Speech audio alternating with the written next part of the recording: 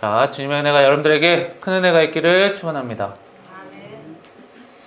자, 이번 주 목요일 이제 성탄절이죠. 예수님이 탄생하신 날을 기념하는 날입니다. 자, 우리가 이 크리스마스, 성탄절, 하나님을, 예수님을 믿는 사람이든 믿지 않는 사람이든 함께 다 기뻐하는 그런 귀한 날입니다. 그래서 우리 이 전 세계에 많은 나라가 있지만 이 성탄절만큼은 그냥 넘기는 나라가 거의 없어요. 다들 그 나라의 핵심 명절이 되었습니다. 우리나라도 사실 3대 명절하면 설날, 추석, 그리고 나머지는 성탄절 같아요. 원래 옛날에는 단오라는 명절이 있었지만 많은 사람들이 알지 못하고 함께하지 않는 것은 딱히 명절이라고 볼 수가 없죠. 그나마 우리 나라에서도 모든 인구가 다 알고 함께 참여하는 날이 성탄절입니다. 크리스마스라고 하죠. 이 크리스마스. 크리스마스에서 크리스는 이 예수 그리스도라는 뜻이에요. 그리스도. 그리고 마스는 이제 예배라는 뜻입니다. 그래서 예수 그리스도를 기념하는 예배의 날. 그래서 성탄절 크리스마스라고 돼요. 그리고 오늘 찬송에서도 불렀듯이 이제 노엘이란 말이 나오죠. 노엘. 이 노엘은 이 프랑스 말입니다. 프랑스 말로 성탄절이라는 뜻이에요. 우리 성경은 예수님의 생일을 몇 월 며칠 딱 정해주진 않아요. 알려주지 않아요. 그래서 이 오래전 교회는 이 날짜보다 예수님이 오신 그 의미를 중요하게 여겼습니다. 하나님의 아들로서 이 세상에 오신 분, 우리의 영혼의 구원에 그 일들을 감당하신 분, 십자가 사역을 감당하신 것이죠. 그리고 또 이 땅에 오셔서 이 사랑에 대한 가르침을 주신 것. 그래서 이 땅에 오신 것, 그것부터 예수님이 이 땅에 태어나신 것이 이제 구원의 시작이고 이 기독교의 시작이기 때문에 그 탄생을 기억하자라는 필요가 있어서 지금으로부터 약 1700년 전쯤에 이제 교회가 12월 25일을 성탄절로 정해서 예배를 드리기 시작해서 이제 1700년이 지난 거예요. 그동안 쭉 해왔던 거예요. 그래서 굉장히 오래된 절기입니다.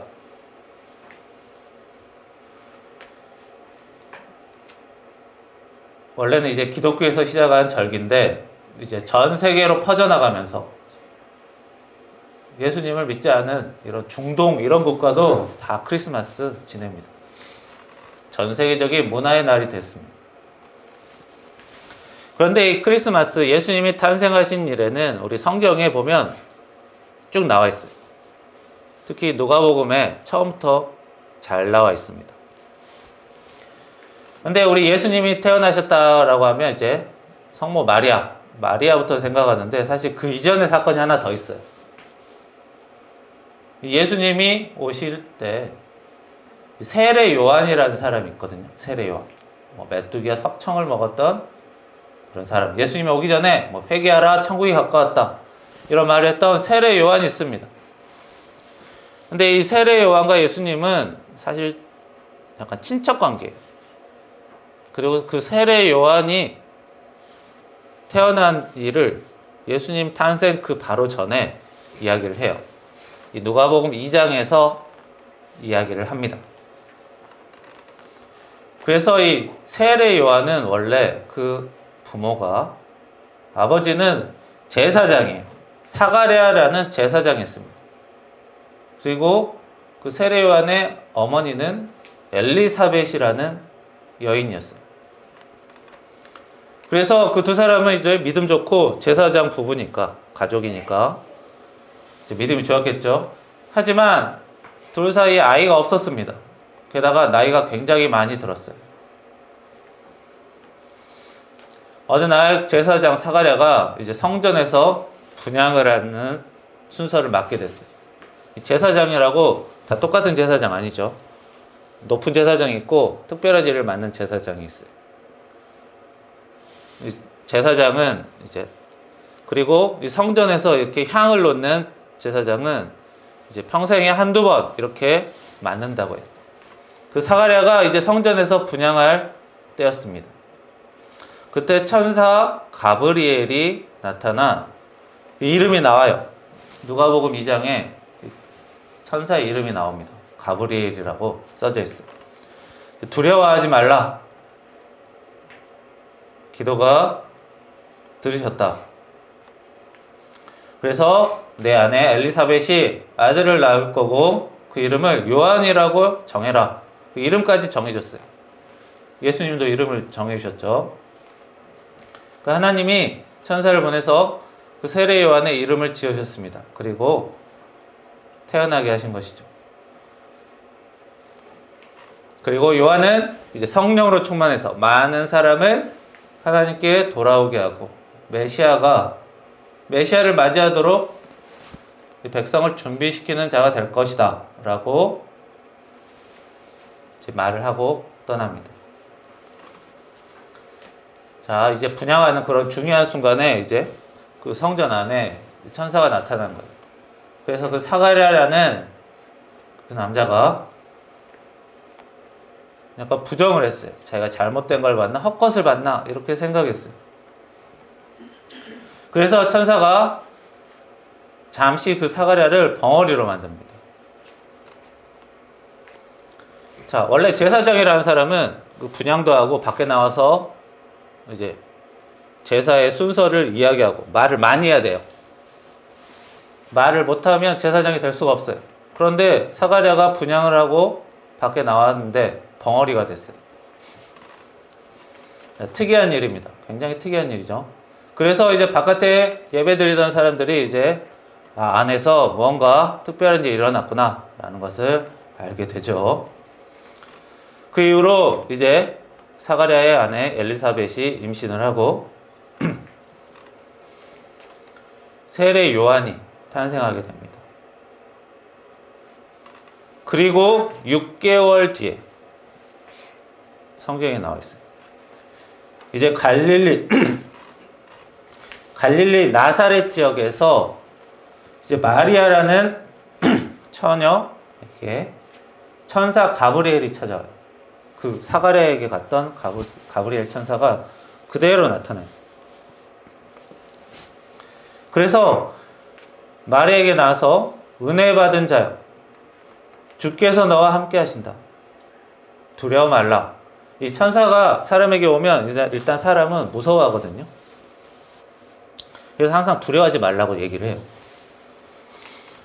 그래서 두려워하지 말라. 네가 아들을 낳을 것이고 그 이름을 예수라고 해라. 그 세례 요한에게 시켰던 것처럼 또 비슷하게 해요. 그래서 하나님이 친히 이름을 지으셨어요.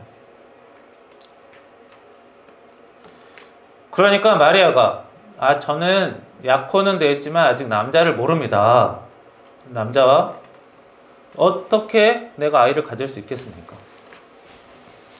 그러자 천사가 얘기해요. 그 일은 성령으로 이루어질 것이다. 성령의 역사로 이루어진다. 그리고 그 6개월 전에 있었던 엘리사벳의 이야기, 세례 요한 그 부모에 있었던 일을 천사가 얘기해줘요. 엘리사벳도, 네 친척 엘리사벳도 하나님이 아이를 낳게 하셨다. 그 나이 많은 부부에게도. 그러니까 그 얘기를 하니까 이제 마리아가 알겠습니다 라고 하고 받아들입니다. 그리고 어떻게 했을까요, 마리아가? 천사의 말이 사실인지 궁금했어요. 확인하고 싶었죠. 그래서 친척 그 엘리사벳에게 찾아갑니다. 쫓아갑니다. 요즘에 전화 있으니까 전화 통화하면 되겠지만 그때는 그렇지 않죠. 찾아가요. 가니까 그 나이 많던 친척 엘리사벳이 임신을 했어요. 그리고 그 엘리사벳이 마리아에게 이야기합니다. 엘리사벳이 자기 아이가 뱃속에서 지금 뛰놀고 있다. 그리고 성령을 받아서 그 마리아에게 얘기하죠. 당신 중에 당신 안에 복이 있고 그 태중의 아이도 복이 있다. 그리고 그 아이는 내 주의 어머니다. 이런 말을 해요. 자, 그래서 이 마리아는 이 천사의 이야기를 단순히 들려받은 이야기뿐만 아니라 직접 찾아가서 확인을 하죠. 그리고 엘리사벳도 성령을 받아서 그것을 깨닫게 되는 거예요. 마리아 안에 있는 아기가 누구인지. 그래서 엘리사벳이 주께서 하신 말씀이 반드시 이루어진다라는 그 말을 믿는 여자는 복이 있다라고 이야기합니다. 엘리사벳은 직접 체험을 했죠. 그리고 마리아도 곧 자기에게 일어날 일을 이제 깨닫게 됩니다. 그래서 이제 마리아가 이제 대답을 해요. 일명 마그니피카트라고 하는데, 내 영혼이 주를 찬양하며 하나님이 내 주를 기뻐하면, 이런 이야기를 하죠. 그래서 이 교만한 자를 흩으시고 권세 있는 자를 내리치시며 낮은 자를 높이신다. 이런 이야기를 합니다.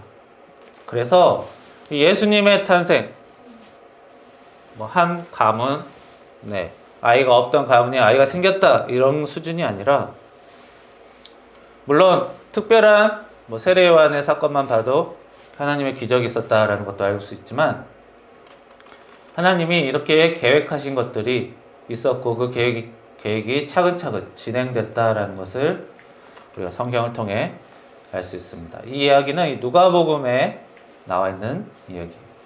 누가복음 1장 2장에 이렇게 나와 있습니다.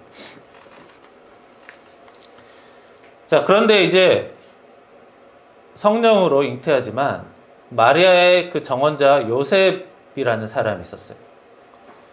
예전에 애굽으로 갔던 그 요셉과 이름이 같죠. 좀 흔한 이름입니다.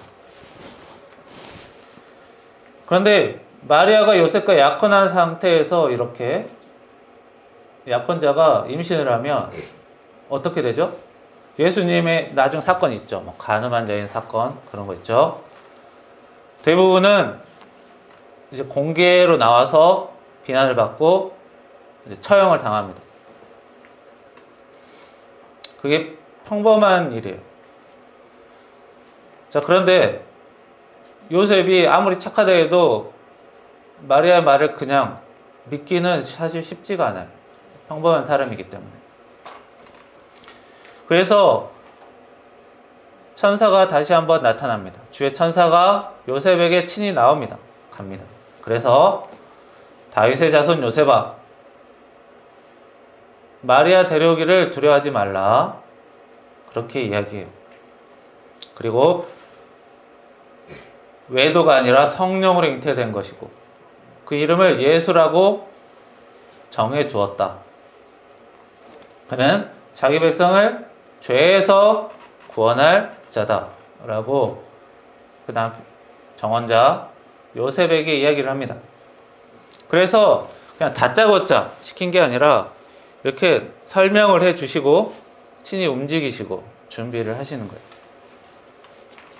그래서 요셉이 천사를 경험하고 직접 이야기를 들었기 때문에 이제 마리아를 그대로 받아들이고 마리아와 함께 아이를 낳을 준비를 하게 되죠. 자, 그리고 그때 당시에 이제 로마 황제가 인구 조사를 시킵니다. 이제 정기적으로 인구를 조사를 해요. 각 지역에 사람이 얼마나 살고 있는지, 세금을 내는 일로, 징병을 하는 일로 이런 인구 조사를 했어요. 그런데 인구 조사할 때는 이제 사람이 여기저기 이사하기 때문에 고향으로 가서 등록을 하라고 했습니다.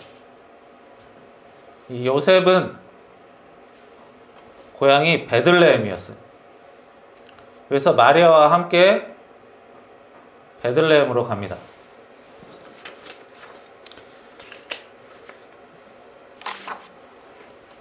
그런데 그 두 사람이 원래 살던 도시는 나사렛이라는 도시였어요. 나사렛 도시에서 베들레헴 도시로 이제 가는 거예요. 인구 조사를 하기 위해서. 그런데 이 나사렛 도시는 이제 평범한 땅에 있는 도시가 아니라 약간 고지대예요. 해발 한 350m 정도 되는 그 높이에 있는 도시.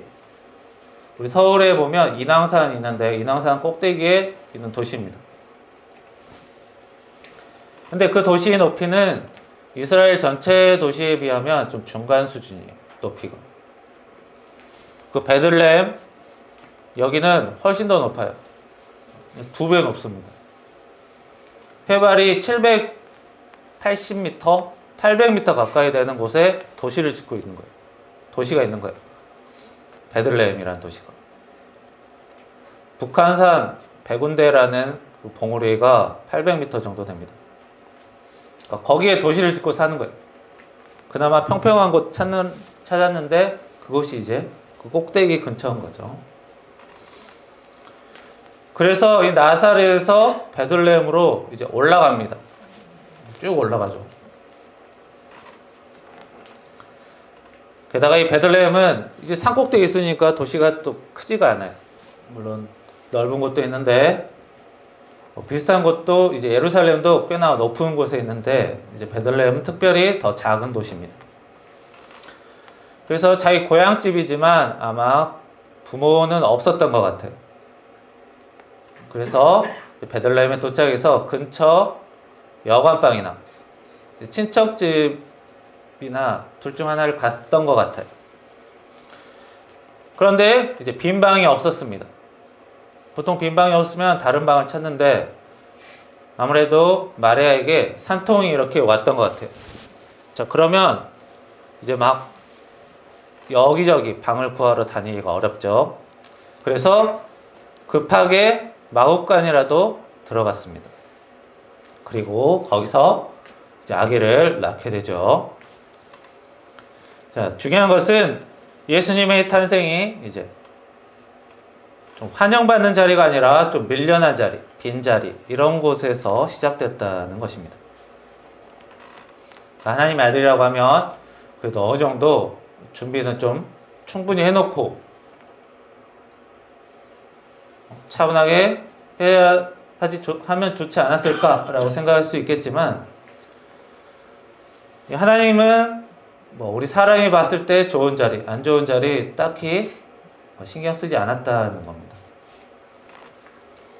어차피 좋은 곳이나 안 좋은 곳이나 하나님이 창조하신 이런 벽돌, 지푸라기, 흙 이런 것들 다 하나님이 만드신 것이죠. 우리 사람이 볼 때는 뭐 높고 낮음이 있겠지만 하나님 보실 때는 딱히 그런 걸 신경 쓰지 않으셨습니다. 오히려 나중에 누구나 다 납득할 수 있는, 예수님이 무슨 말을 해도 이해할 수 있는 그런 위치에 오셨어요. 만약에 예수님이 으리으리한 곳에서 태어나셨다면 어때요?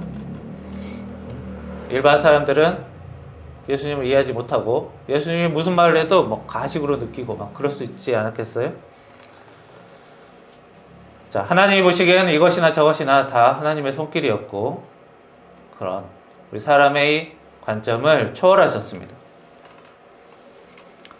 그런데 그때 오늘 말씀의 본문에 나오는 이 목자들에게, 그 들판에 있던 목자들에게 천사가 또 나타나요. 그 천사가 여러 번 나타납니다. 천사가 나타나죠. 천사가 나타나면 일단 뭘로 시작하냐면 두려워하지 말라요. 무서우니까.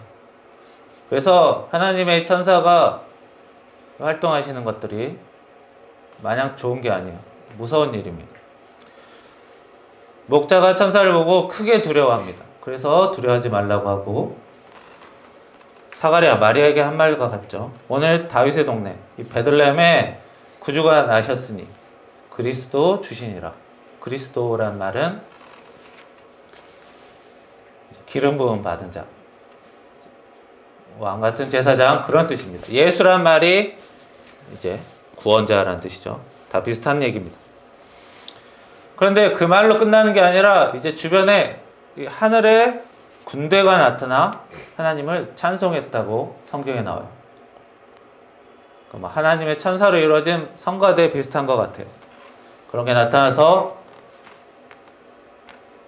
하나님을 찬송하며 지극히 높은 곳에는 하나님께 영광이요 땅에서는 기뻐하심을 입은 사람들 중에 평화로다 라고 노래합니다. 그래서 너희들이 그 구주를 직접 볼 것이다 라고 천사가 말해요. 그러니까 이제 목자들이 또 확인하러 갑니다. 베들레헴으로 곧바로 달려가서 예수님을 확인하고 본 것들을, 들은 것을 전파해요. 그리고 사람들이 많이 놀라고 마리아는 이 모든 일을 이제 마음속에 새기며 생각합니다. 그래서 이 예수라는 것, 예수라는 이름, 태어나신 지 이제 약 8해가 되어 이제 할례를 행하고 천사가 시킨 대로 예수라고 이름을 정하게 됩니다. 하나님이 구원하신다, 구원자, 이 말 뜻이 예수예요. 우리 기독교에서 말하는 기독이라는 것이고, 자, 그리고 나서 조금 시간이 지나서 동방박사가 찾아와요. 흔히 이제 동방박사는 이제 마국간에 찾아온다라고 생각하는 분들이 많은데, 실제로는 나중에 따로 집으로 찾아옵니다. 예수님 탄생하신 날에 왕도 만나고 바로 베들레헴에게 오고 막 그럴 수는 없거든요, 사실은. 자, 동쪽, 그 유대 지방에서 동쪽 지방, 약간 이란 쪽에 있는 그 지역에 있는 박사들이 이제 예수님의 탄생하신 것을 보고 이제 예수님을 경배하러 옵니다. 그리고 바로 예수님에게 찾아가는 게 아니라 그 지역, 유대 지역 전체를 지배하고 있던, 통치하고 있던 헤롯이라는 그 왕을 먼저 찾아가요. 그래서 헤롯에게 유대인의 왕이 태어났습니다 라고 말합니다.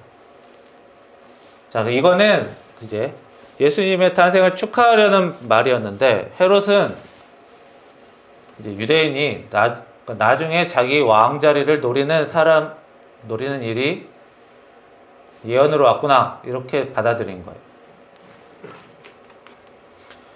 그래서 이제 그 동방박사에게 예수를 찾으면 나에게 이야기를 해다오, 이렇게 부탁을 합니다.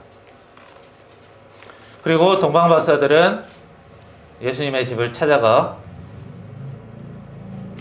예수님께 경배하고 예물을 드리죠. 황금과 유향과 몰약이라는 이 3가지 선물을 드렸다고 나옵니다. 그런데 그 동방박사가 그곳에서 이제 머물면서 꿈을 꾸게 되는데, 이 천사의 인도를 받아요. 헤롯에게 가지 말라는 그 지시를 받습니다. 그래서 그냥 우연히가 아니라 다 이런 지시들이 있는 거예요. 지시를 받고 헤롯에게 돌아가지 않고 다른 길로 가고, 예수님의 가족은 이제 이집트로 피난을 가게 되죠.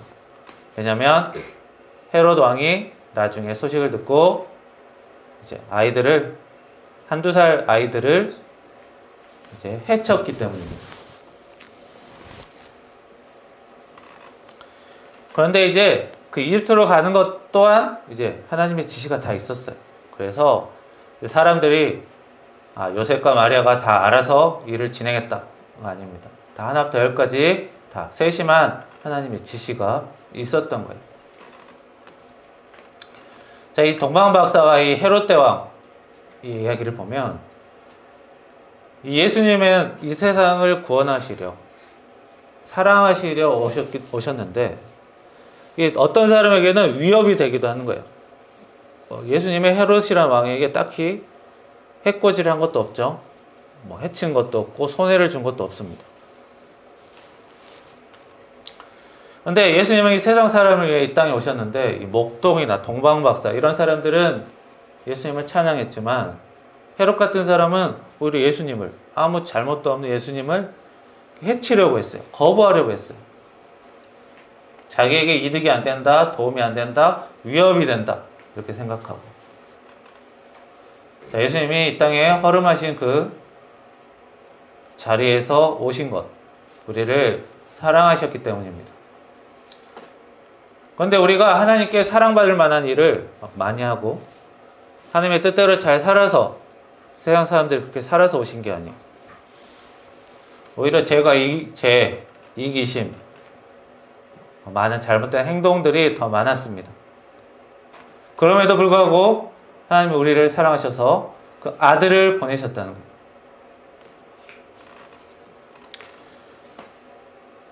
자, 하나님의 이런 사랑을 들으면 이제 두 갈래로 반응할 수 있어요. 하나님이 어차피 우리를 사랑하시는 것, 나중에 우리가 잘못해도 또다시 예수님을 보내시겠지. 또 다른 방법으로 사랑하시겠지. 이렇게 사랑을 면허증처럼 생각할 수 있어요. 오해할 수 있어요. 하지만 그렇게 생각하지 않고 주님 감사합니다. 구원받게 하심을 감사합니다. 이제 구원받는 사람으로서 합당하게 예수님의 가르침에 따르며 살겠습니다. 하나님 사랑, 주님 사랑, 사람 사랑하며 은혜 받으며 살겠습니다. 이렇게 하는 것이 더 바람직한 것이죠. 헤롯같이 딱히 손해보지 않아도 예수님을 거부한 사람들이 여전히 있어요. 해코지를 하지 않아도 마음에 들지 않아서 여러 가지 이유로 있습니다. 그러나 우리는 예수님의 이런 사랑을 다시 한번 이해하고 새로운 삶의 시작으로 그것들을 우리 예수님의 탄생을 받아들여야 하는 거예요.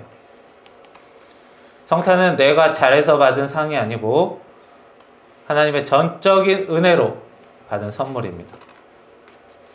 그래서 그 선물을 우리가 감사와 순종하며 살아가야 합니다. 그리고 우리 그리스도인이 해야 될 일은 대단한 일이 아니라 헤롯 같은 예수님을 그냥 막무가내로 거부하고 싫어하는 이런 일들을 줄여나가는 데 도움이 돼야 돼요. 그러려면 그리스도인이 예수님이 보여주셨던 사랑을 좀 본받아야 돼요. 하다못해 죄를 저질러서는 안 돼요.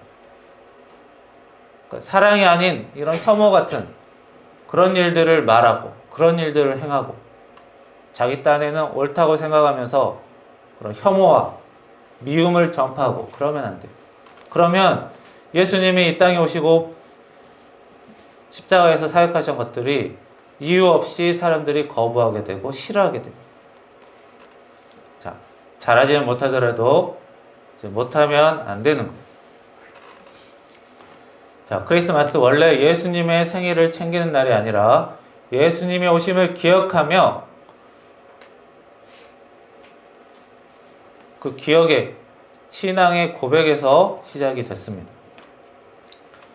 오늘 크리스마스, 이렇게 따뜻한 크리스마스가 된 것은 그 시작이 하나님이 우리를 사랑하셨기 때문에 예수님께서 이 땅에 오신 예수님 또한 우리를 사랑하시고 그 귀한 일을 감당하셨기 때문에 그리고 우리가 그 십자가 구원을 믿고 영혼의 구원을 받았기 때문에 있는 것입니다.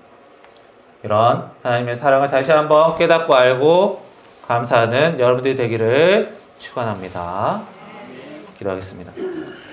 살아계신 하나님, 저희들을 사랑하셔서 예수님을 보내시고 예수님께서 십자가에 못 박혀 죽으시고 저희들의 영혼을 구원하신 것, 저희들 다시 한번 주님의 은혜에 감사드리고 자꾸자꾸 주님께 감사의 말을 할 수 있는 저희들 되게 하시고, 주여, 저희들 천사가 올 때마다 두려워했던 그 사람들을 보고 주여, 하나님이 우리에게 다가오는 것이 싫어서가 아니라 많은 기적을 행하시는 것이 우리가 많이 두려워하기 때문에 우리를 또 보살피는 가운데 있기 때문에 있다는 것을 다시 한번 알고, 무엇보다 우리를 사랑하시고 우리가 잘한 게 없음에도 불구하고 은혜 주신다는 것을 깨닫는 저희들 될 수 있도록 인도하여 주시옵소서.